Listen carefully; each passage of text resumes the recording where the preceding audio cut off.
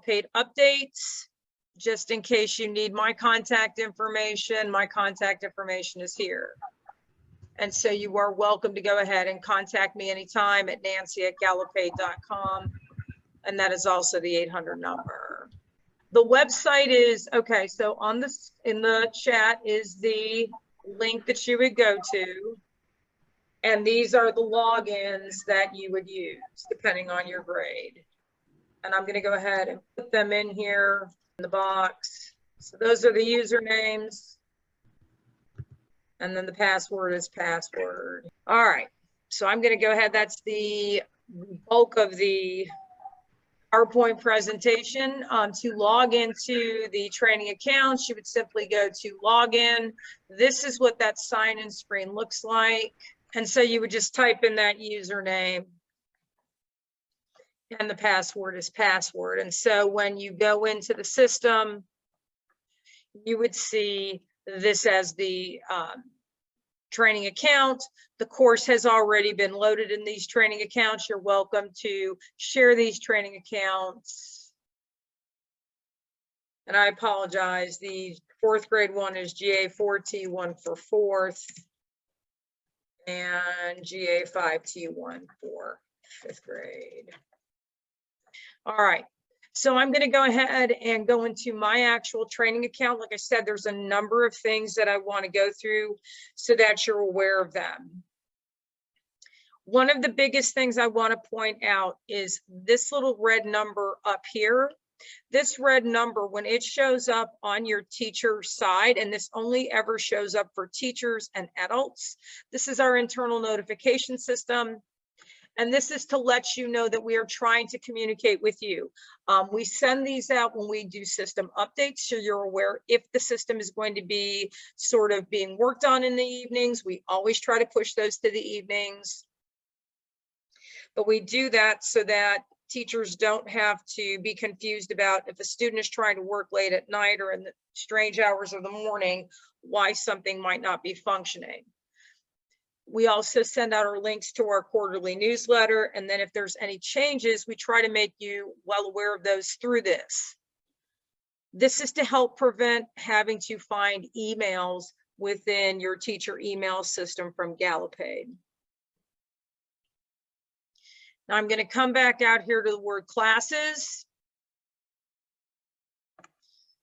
And I'm going to go out on mine. Way out here, this is my set of classes. The materials across the bottom here are consistent with what you had last year. One of the changes that rolled out last year that you may not be aware of, and I want to make sure that you know how to use this and that you've seen this, is over here at the end, and it's called groups. This was added about the mid part of last year. This allows users to group their students on their rosters. So even if, because your district uses ClassLink, you can create subgroupings within your class roster. So if you have students that have got testing accommodations, you can group them together. If you have students that might be high achieving or talented and gifted on your roster, you can group them as a group. If you're grouping students by reading level because you're integrating Gallopade into literacy, you can group them by reading group. And the benefit to creating a group is that when we go in and assign content, assigning to a group of students at one time will allow you to go ahead and push those assignments out to students with those like needs, whether it is IEPs for testing, talented and gifted for enrichment, students at the same reading level, students who are ELL support. And it's going to make it easier to assign. It's also going to make it easier for you to find when those students have completed work, find their data. So to add a group, you simply click on the word add group. You give your group a group name. So I'm going to go ahead and just call this Group A. Students can see this group name. What they cannot see is the description. So I might call this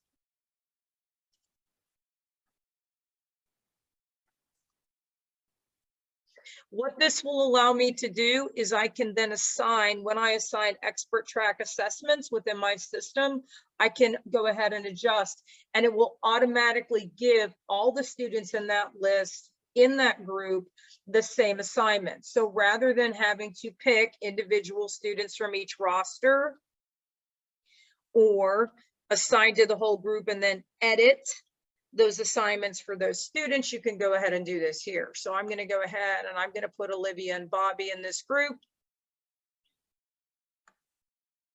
I'm going to click the word add group. And then I'm also going to add a group that does not have testing accommodations. It only makes sense if I'm going to accommodate for testing. I go ahead and I create multiple groups up front. By doing this, this is going to allow me to, like I said, quickly assign to those groups. And if I'm using this for differentiation, then I also have documentation of which group got what. And then I can show that as evidence that I've differentiated my instruction, because one group got one assignment, another group got another assignment, and I got my data from this place or that place. You can edit groups. So let's say you'll notice here that I don't have Linus in a group. If I forgot to put Linus in a group, I just click on click edit, and add him to my group. I can also remove students from my group just as easily. Students can be in multiple groups. So I can go ahead and add several groups. I have other groups that I've already archived. So I'm going to go ahead and I'm going to unarchive this group. And I can go ahead and I can see that I put this group in, and it says if I hover over the I, how I have grouped those students.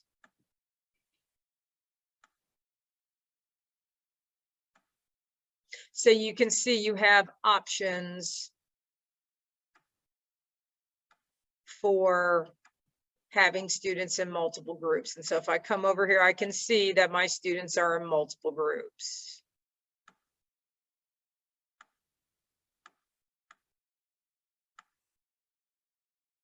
But I wanted to point that out because we had concerns, and I think this will make it much easier.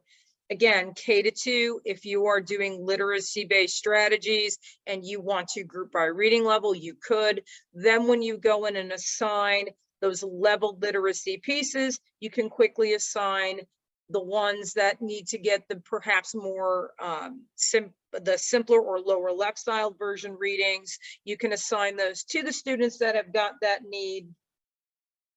If you're talking about projects or higher level differentiation for your talented, gifted, high achievers, you can do those enrichment activities by just assigning it to that group.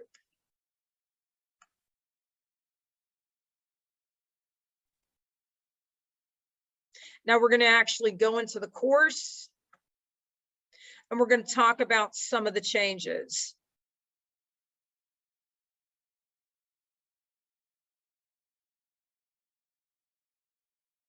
So I'm going to go into third grade just because it's third grade, not for any specific reason.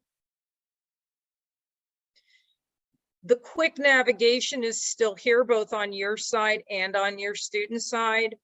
So you can still quickly and easily navigate to specific chapters if you want to. And I'm going to go down here to chapter, well, we're going to go ahead, we're going to stay up here in the geographical tools one. We're going to go into chapter 1 really quickly.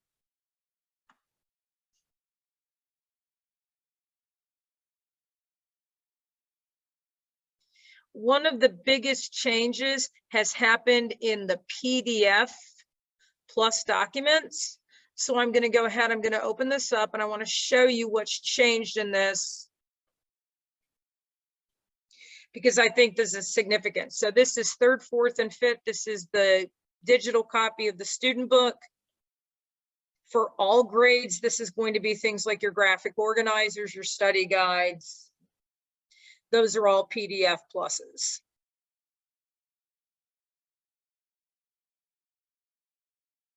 And so if we come over here to annotations, this is still where your students are going to be able to come in and add content to this particular page. And I'm actually going to pop down here to this map, this page over here. One of the biggest changes has been in this text field. So if I go ahead, text field. I'm not sure who has my mic on here. But we want to make sure we're muted. Excellent. All right. So if I go ahead and I am in my annotations here and I type text,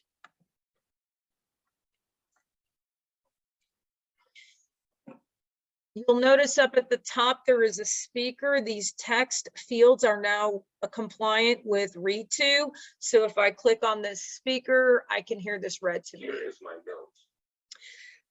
This is very helpful for students who might have a read to accommodation.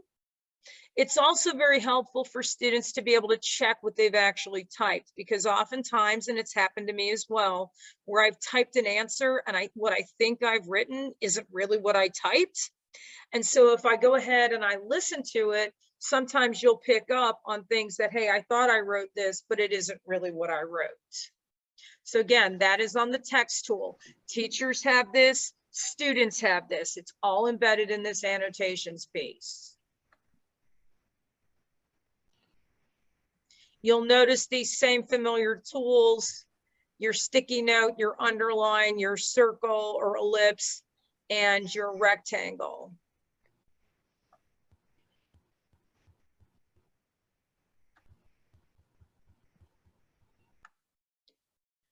And so one of the things I wanted to point out to you as well is that you have more colors. One of the challenges we faced last year is you might have study guides that say, color the mountains brown. And then students would come over here and pick their marker and they would go to a color and you only were limited to about 4 or 5 colors. This year, when you click on this, you'll notice you have very many more colors that are options. And so let's say I want students to go ahead and start coloring in where the Great Lakes are in blue. So they could go here and click in blue. We know the Great Lakes are up in here. And if I start coloring, you'll notice that this line is really thin. And so if students are trying to color all this area in here, this is going to take a long time because they're going to want to try to keep it neat, hopefully. Look here, and I don't know who still works there and who doesn't. So.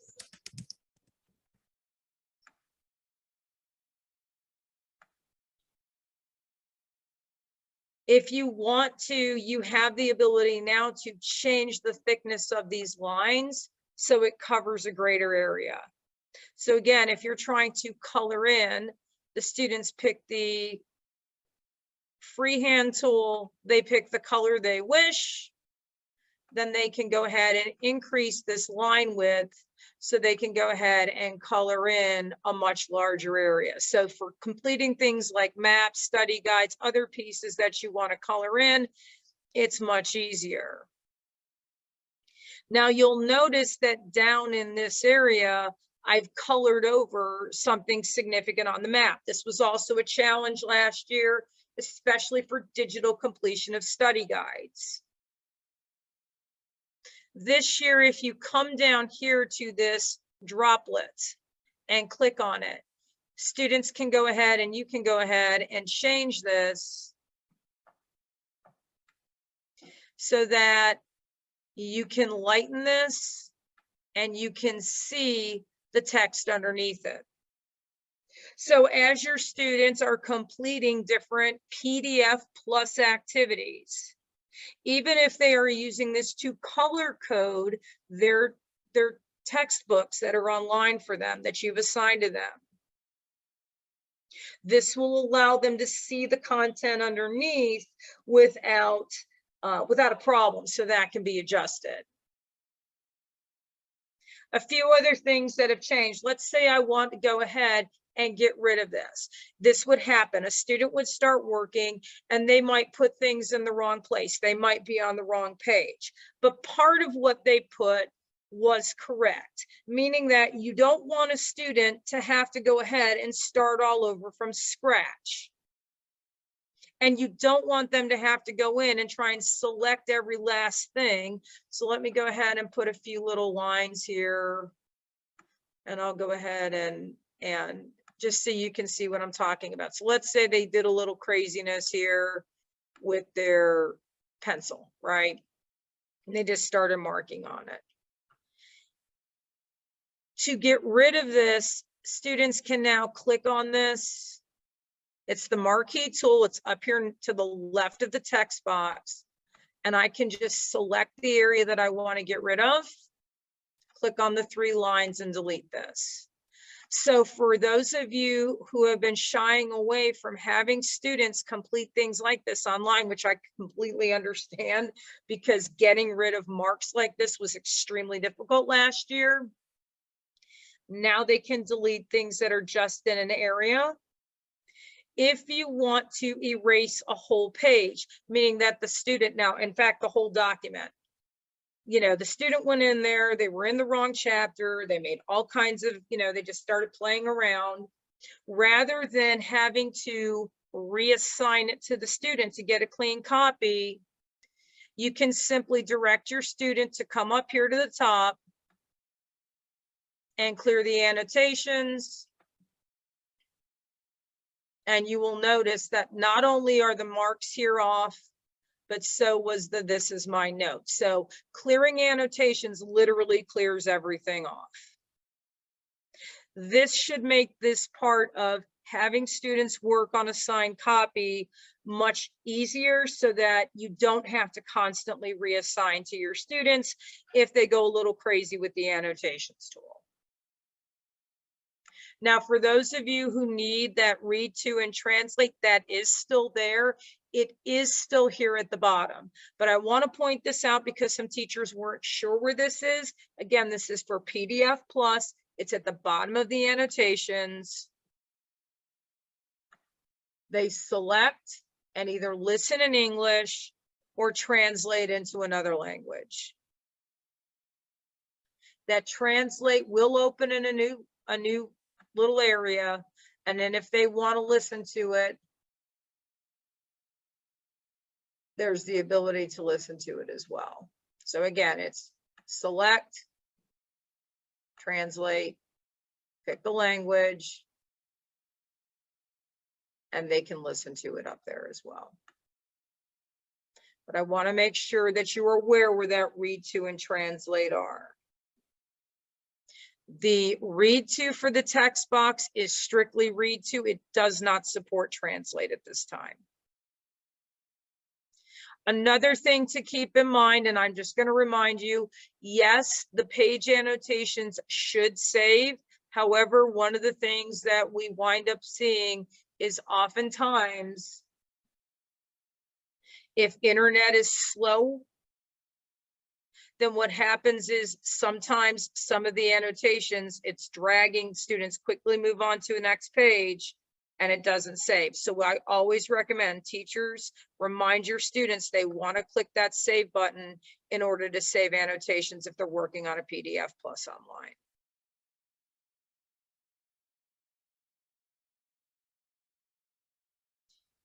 You'll notice that there are more interactive pieces this year online, and many of those support auto scoring. Many of the Let's Practice pages have become interactive auto scored, meaning that you would go ahead and assign these to your students.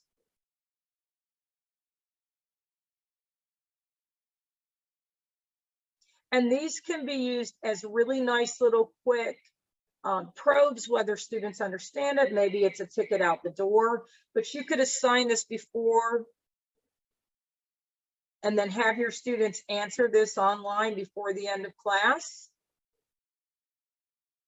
Have students submit this, and then teachers, you have your data. So you can kind of assess whether or not, and I might do both of these. I might have them do the cardinal directions, and then I might also have them do the one that includes intermediate directions. Or maybe I go ahead after I've been teaching compass rose and I actually assign this one first, because this is the one that has everything on it. And then I can see where students may have gotten a little bit lost, then go back and reassign to, or to assign just this more simple version to students who struggled on the more complicated version, and see, is it because they got mixed up on the intermediates, or did they get mixed up on north, south, east, and west?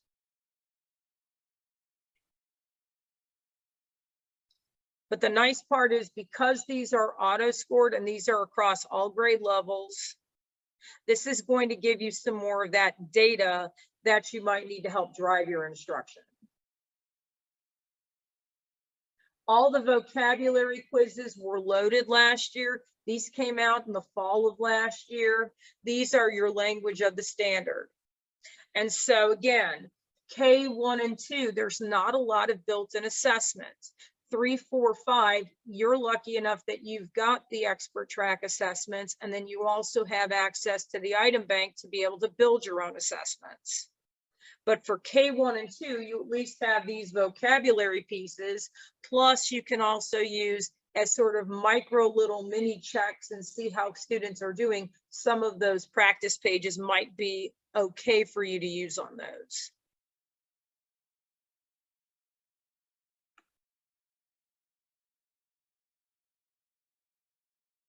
But I know that these vocabulary quizzes were not ready at the beginning of last school year, so a lot of teachers never looked into those.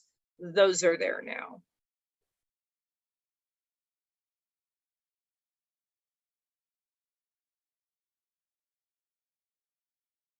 So we've talked about grouping and creating groups. We've talked about the new PDF Plus tools, and we've touched on some of these new pieces. So the auto scoring pieces. Let's talk a little bit about how to assign, because the assignment process is slightly different this year. I will tell you from the get-go, one of the biggest improvements this year, and I think it will be very helpful for all teachers, on these interactive auto-scored components, and only on the auto-scored pieces.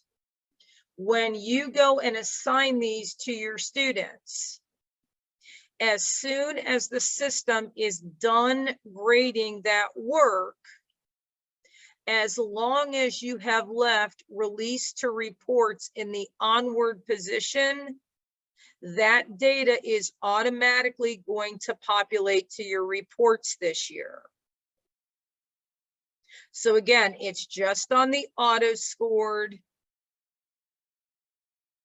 but anything that says auto graded will automatically, as soon as the students have submitted it, release the data to reports. So hopefully this is going to generate data more easily, and might also encourage folks who may have kind of shied away because of the back end management of getting, even though it said auto graded, getting data from the grade book out to these external reports.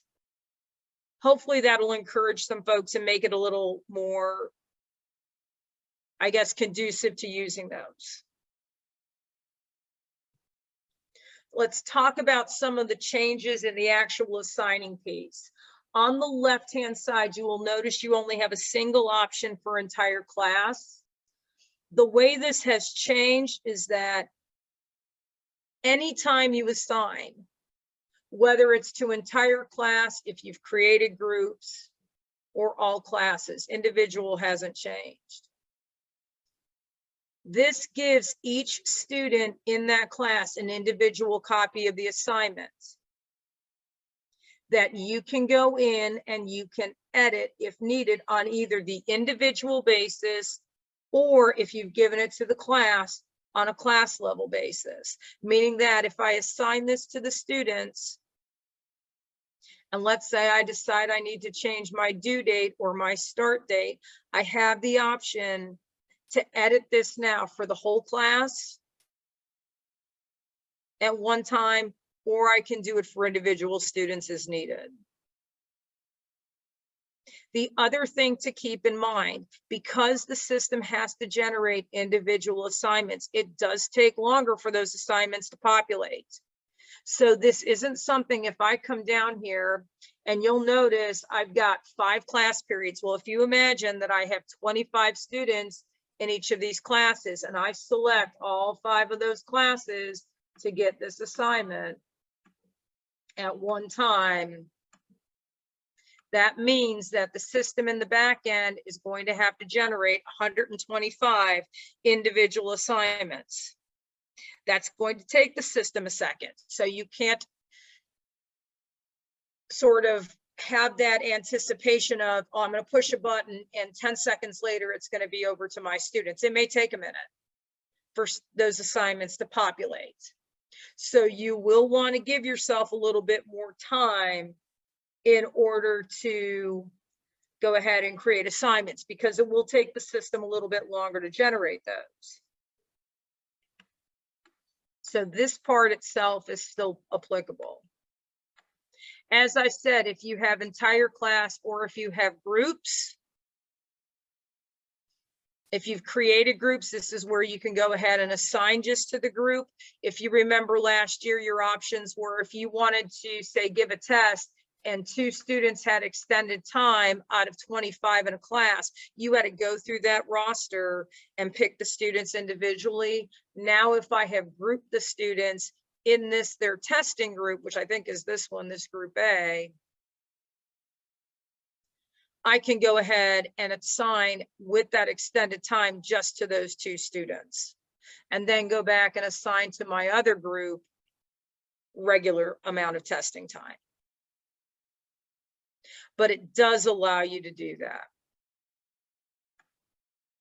In either entire class or in groups, as long as the due date has not passed, meaning let's say I'm assigning it to this whole class and all of a sudden tomorrow I get 10 more students or 5 more students, those 5 students that were added to my roster because this due date hasn't passed would automatically get a copy of the assignment. So you do not have to go back in, especially at the start of the year, and try and figure out, well, which student got what and what student didn't get this information. So that part is still functional. But I did want to draw your attention to the fact that entire class is now just a single entity, and that you can also assign to groups. Other new pieces, you can add a nickname. And this nickname shows up for the student. So let's say I want to call this pretest, or let's say I want to call this homework.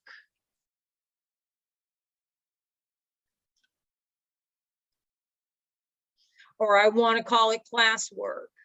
I can give this assignment a new name.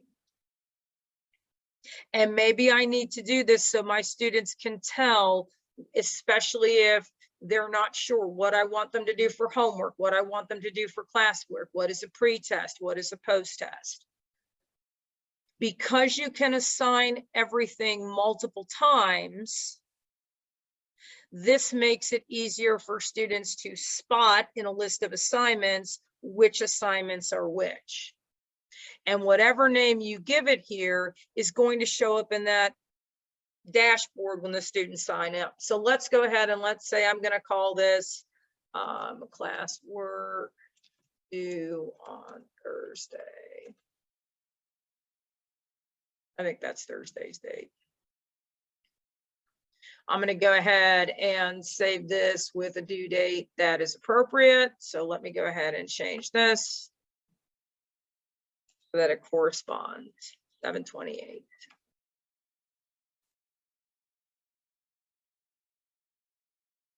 This is new.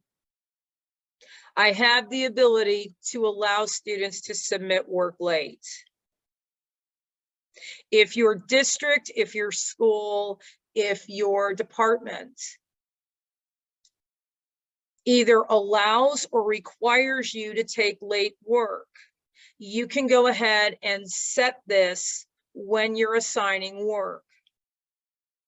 And yes, if that means that you have to take late work all the way up until the end of the grading period, then you can go ahead and set this. So let's say my grading period ends the 30th of September. I can set this up. And what this means is that my students have up until the 30th of September to turn this into me. It will show up as being turned in late. It will show up in my submissions. What this does is it keeps teachers from having to go in and either reassign work that students didn't do on time or edit assignment due dates because students did not turn it in on time. If a student fails to submit work by this late submissions, if it's turned on, it becomes locked. It is very similar. It's going to function just the same way if I don't have this on. And this is my due date. Remember, if students don't have it in by that due date, it becomes locked and they can't access. They have to come to the teacher in order for the teacher to reassign or adjust this due date. What I would recommend is if you are thinking about using this, is go ahead and just set it, pick a date, whatever that is. And you can have that discussion if it's allowable within your grade level, or like I said, district-wide, school-wide. Go ahead and assign your things out to this. And because this means that once the 30th of September passes, that's it. It's a dead assignment. But it will save teachers in the long run from having to come in and adjust this due date.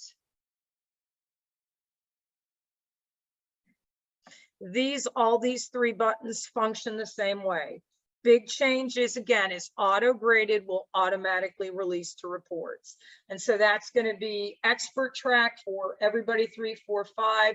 Some of the K-2 individual pages in the student book, if you have those, they'll all be marked with auto graded. Vocabulary quizzes that are auto graded, and then the let's practice pages or artistic expression that are auto graded.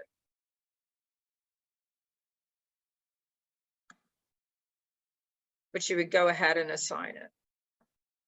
And so you'll see that that's gone ahead and been assigned.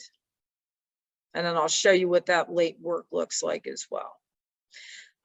Couple things on expert track. Some of this rolled out again last year. I'm going to go ahead and open up view because this is important and a lot of people may have missed this.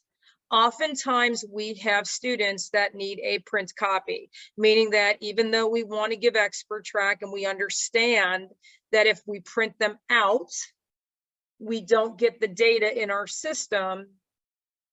Sometimes they need a print copy. Well, if you need to print out a copy for your student, you click the print preview, and I'll go back through it again.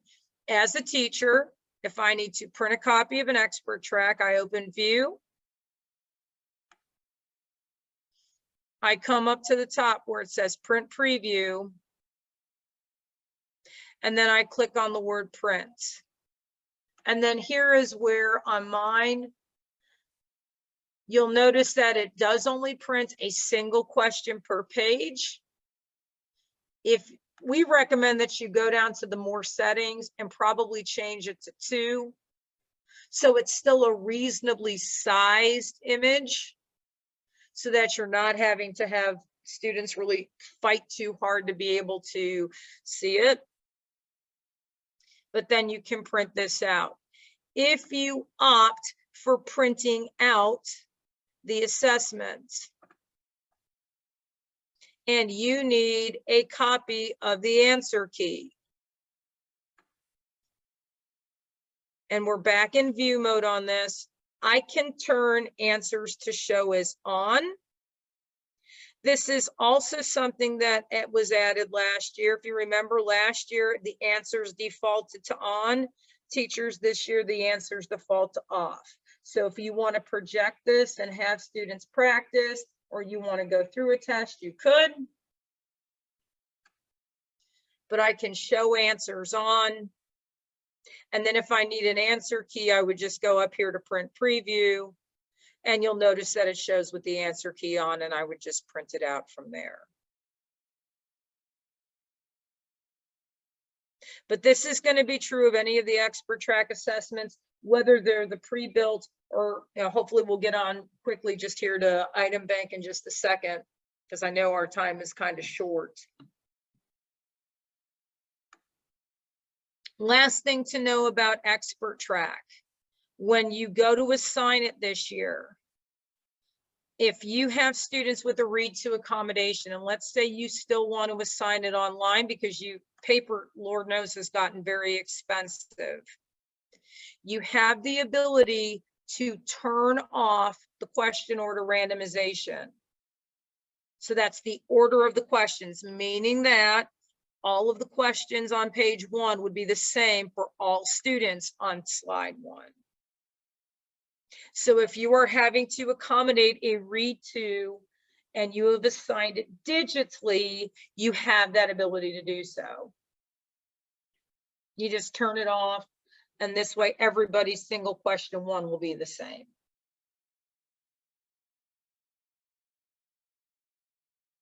That is for expert track only. So be sure you understand this is only for expert track. Typically, that's where students have more read to accommodation than in some other areas. Finding assignments that need to be graded. The assignment screen for teachers has changed. So if I come up here to my assignments tab, you're going to notice you have multiple tabs now. Not started. This is where, because again, every student in your class that got this assignment, everybody got their own copy. Well, let's say, we know this in my case is due later. I think I had it assigned for the 1st. Let's say this was due this week. And now all of a sudden I come into next week, Monday, and I'm still seeing this on not started. That means that at least one student that was given this assignment has not started it. So I would come over here to submissions and I would be able to look and see who has not yet started this assignment. This can help make it a little bit easier to kind of track down students who you might need to stay on in terms of turning in their work. And this would especially be true if you're getting close to progress report time or you're getting close to report card time and you are seeing that you have a lot of work sitting out here on not started. That means you have a number of students in this class that have not started working on their digital work. Started, once a student starts it, it moves over here to started. And again, that means a single student may have started this assignment. Graded is where things will go to live once students have submitted auto-graded work. Needs manual grading is where teachers can go to find the things that they need to grade. Now, you're probably looking at this and going, well, I thought expert track was automatically graded. It is. What this means is that there's a student out here who did not submit an expert track. Because expert track cannot be force submitted and it won't grade with a 0. If I click on this, none of these students had submitted this assessment. So if you see an expert track on needs manual grading, what teachers can do is go ahead and select it and either reassign it. So you can reassign right from this screen to these students. And you would go ahead and you can pick your students, or you could do the entire class and assign it from here. The other option would be to go ahead up here and do what's called a bulk update. change my status to not started, change my end date to one that's in the future.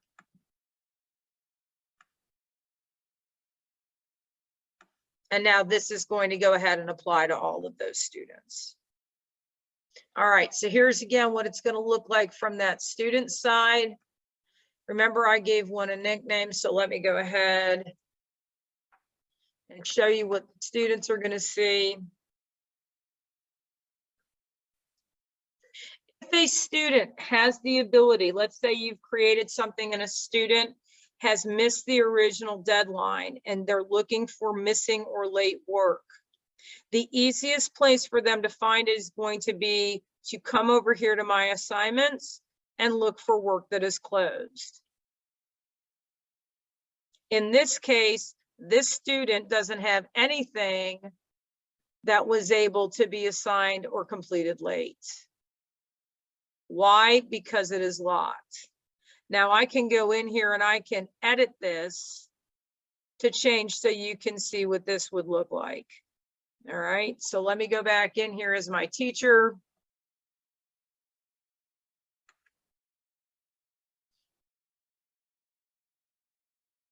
And I'm going to go to that assignment.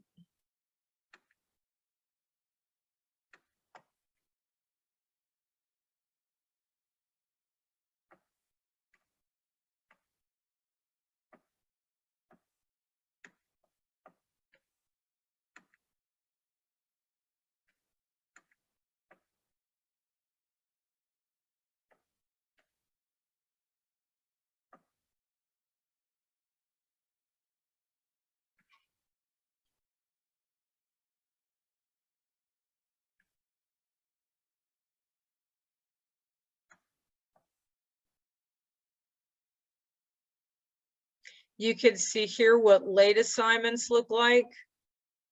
So in this case, this student submitted it late. I could go ahead and reopen this. Here's the thing I wanted to show you, and that's important that I showed you this. I already have a student that submitted this late. If I come up here and I change this date, so let's say I'm going to say late submissions until the 22nd. Let's say I'm going to change this to today. And I click on the word save.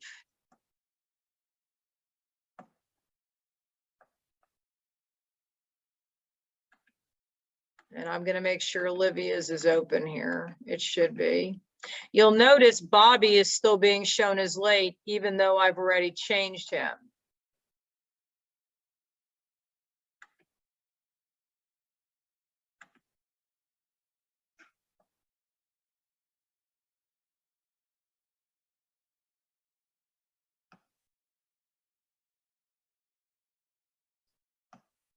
Or I can call it started, I can call whatever.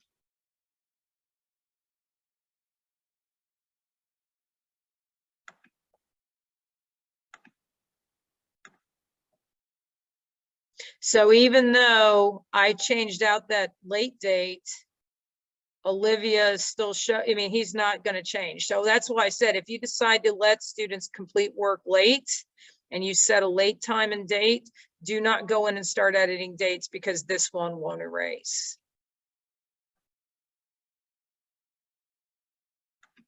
All right. Let's talk real quickly about Item Bank because this rolled out.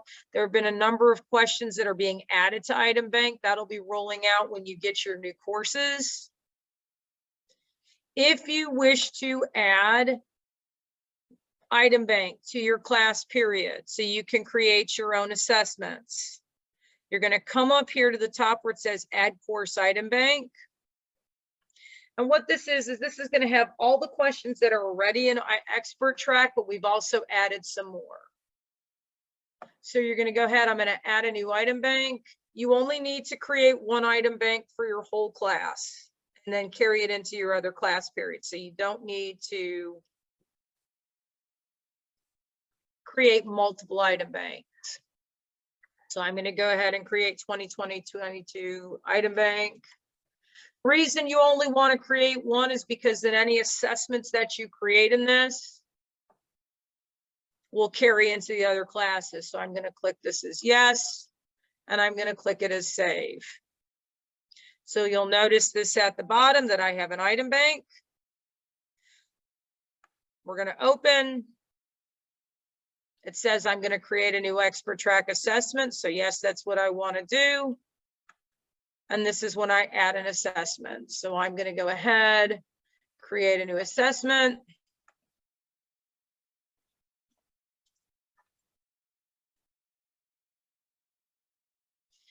The word create.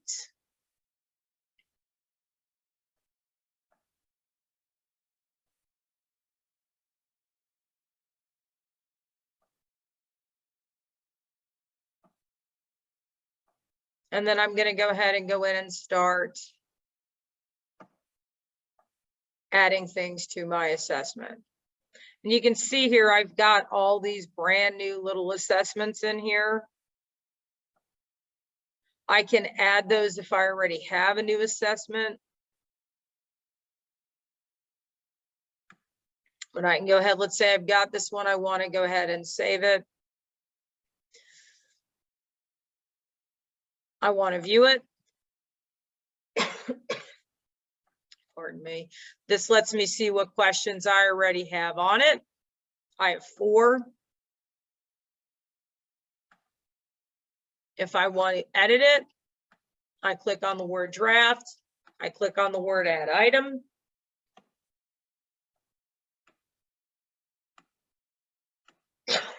Pardon me. And I can go ahead and save. And you can filter things down by chapter. So if I click on add item, you'll see where you can click your grade. You can click the question type, the unit. You can select by chapter, topic name. All of those are in there. Once you're happy with it, you can reorder it. Again, you can view it. When you're done with it and you're ready to assign it, you simply make it assignable and then assign it out to your kids. At this point, you cannot push these down from the district level. You cannot share these among other teachers. So please know, yes, we know there's some challenges. We're trying to, I believe the being able to share common assessments will be coming up. I don't know when that's coming up, but I've been told it's coming up this year. And sooner rather than later. So that means that if I create the assignment and I'm the 3rd grade social studies teacher, that I would be able to share this with other teachers across my grade level within my school.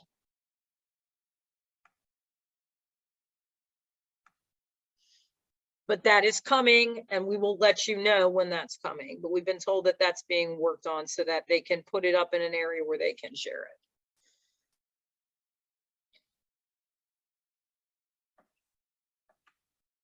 But that's pretty much the long and the short of what's changed. Reports are pretty much the same. Big difference on the standards report, and this rolled out last year as well, towards the end, is that now you're able to see where the students were assessed or what work the students did for a particular assignment. So if I click on here, and this is my standard, and I go in here, when I scroll down and click on the word view, I can actually see that this was a ClickBook that he got an 11 on and a 14 on a vocabulary quiz. So I can get more data, and then I can actually see what other things are available for me to give to him that are related to this standard. So this is where this can be really helpful. Because if he's had an issue with the ClickBook, maybe I haven't given him the student book yet, I can click on the student book and go ahead and assign very quickly right from that report. Same thing, if I have students that have struggled on this and this, maybe I can go ahead and click on the practice and I can assign the practice to the students right from this standards report. So this is where releasing that data, that auto-graded data, is going to make this that much easier, because there will be more data in here in these standards reports for you all to choose from. And I want to make sure that I'm respectful of time, and I know that time is running scant. I'll go ahead, and if you'd like to unmute and ask a question, you're welcome to ask a question. I did hopefully answer your question, Karen, about sharing assessments across the grade level. Certainly digitally, that's complicated. The nice part is now if you create or have a third grade teacher or fourth grade teacher that creates one in print, potentially, like I said, if you wanted to do a common assessment that way, you would just not have the data in the system because they would not be answering it in the system. But they would be able to print that out, and then you could duplicate as needed for a shared assessment that way.